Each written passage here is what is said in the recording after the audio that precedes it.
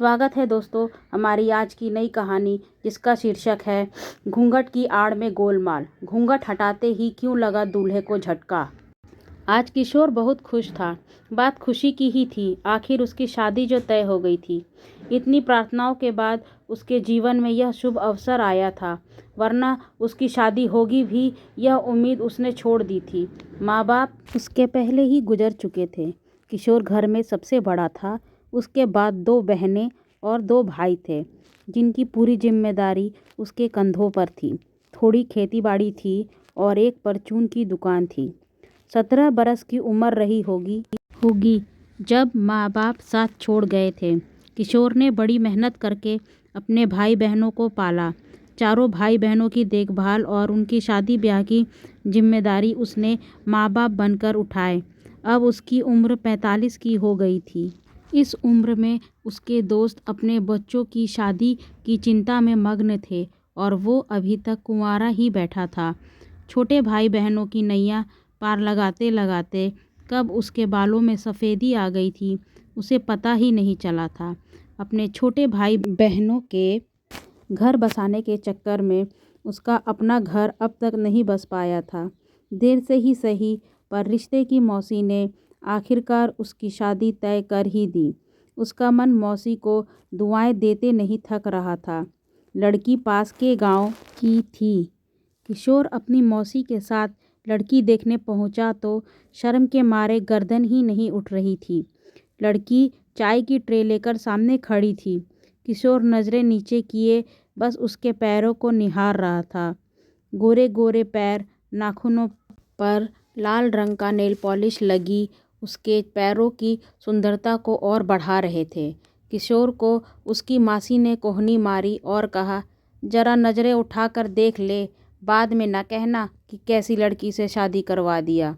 किशोर ने नज़रें उठाई। लड़की के सिर पर लाल पल्ला था।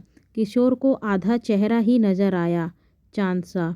किशोर ने धीरे से गर्दन हिलाकर अपनी सहमति दे दी। शादी की तारीख महीने भर बाद की तय हुई। किशोर घर की एक एक चीज़ साफ करने में जुटा था।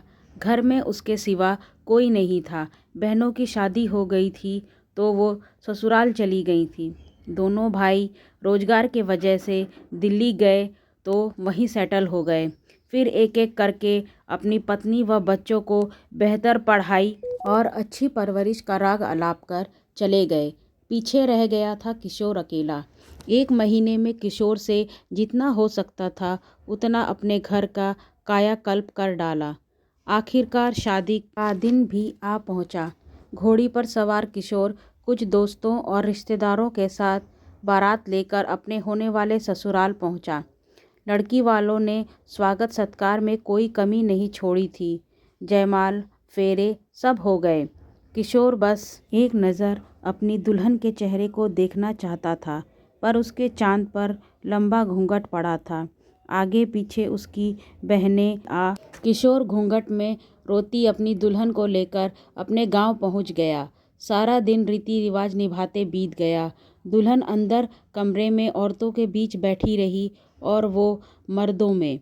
फिर रात को औरतों ने आकर किशोर को बुलाया और कमरे के अंदर धकेल दिया। उसके चांद पर अब भी घूंघट पड़ा था।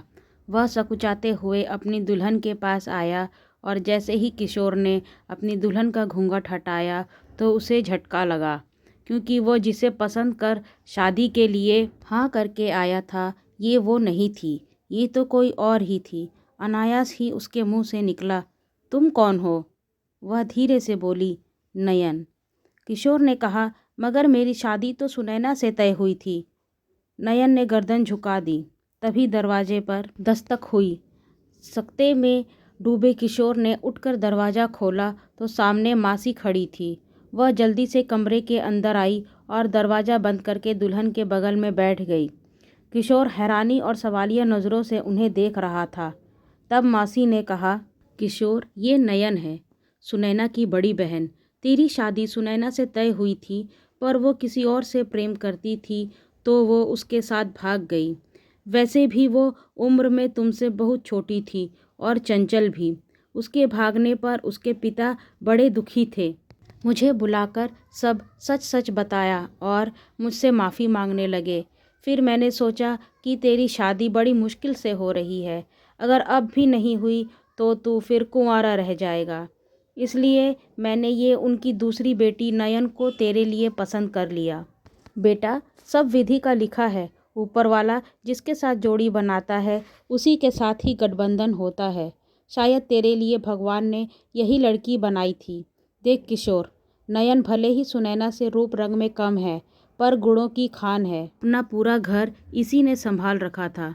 तेरा जीवन भी खुशहाल बना देगी। इसको अपना ले। तेरी शादी इसी के साथ हुई है। अब ये ही तेरी पत्नी है। मासी किशोर पर दबाव बनाते हुए बोली। किशोर सिर पकड़कर नीचे बैठ गया। मासी और नयन एकटक उसका चेहरा देख रही थी कि पता नहीं अब किशोर क्या प्रतिक्रिया देगा। कुछ समय बाद किशोर ने सिर उठाया और बोला, मासी, घूंघट में गोलमाल हो गया, मगर कोई बात नहीं, नुकसान ज़्यादा न हुआ। मासी हंस पड़ी। साथ में किशोर भी ठहाके लगाने लगा और दोनों की हंसी देख चांद के चेहरे पर भी मुस्कुराहट तैर गई। तो दोस्तों, हमारी ये कहानी आपको कितनी पसंद आई कमेंट कर ज़रूर बताएं। लाइक, शेयर एंड सब्सक्राइब करना ना भूलें। Thank you.